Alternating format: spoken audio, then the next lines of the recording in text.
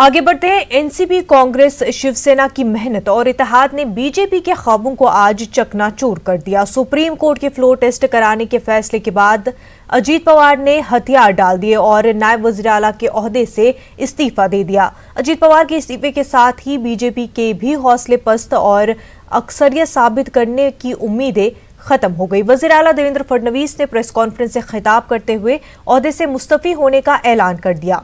फडणवीस ने ओपोजिशन में बैठने का भी ऐलान किया। कि जनता ने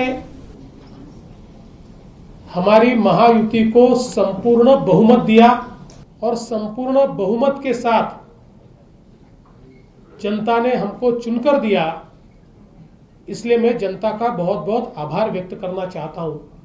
शिवसेना ने पहले दिन से ही बार्गेनिंग शुरू की और घोषणा की, हम भले ही महायुति में चुनकर आए हो, किंतु हम सभी पार्टियों से बात करेंगे और हमको जहां मुख्यमंत्री मिलेगा वहां पर हम उनके साथ जाएंगे।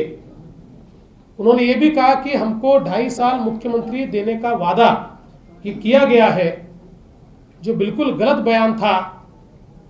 भारतीय जनता पार्टी के नेताओं ने, हमारे अध्यक्ष अमित भाई शाह जी ने बहुत स्पष्ट रूप से बताया, कभी भी शिवसेना को 2.5 साल के मुख्यमंत्री का वादा नहीं किया गया था।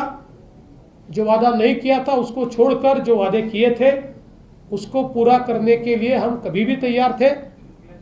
लेकिन 2.5 साल के मुख्यमंत्री का जो वादा नहीं किया था उस पर अड़कर हमसे बातचीत करने की जगह शिवसेना ने तुरंत कांग्रेस और एनसीपी से बातचीत शुरू की।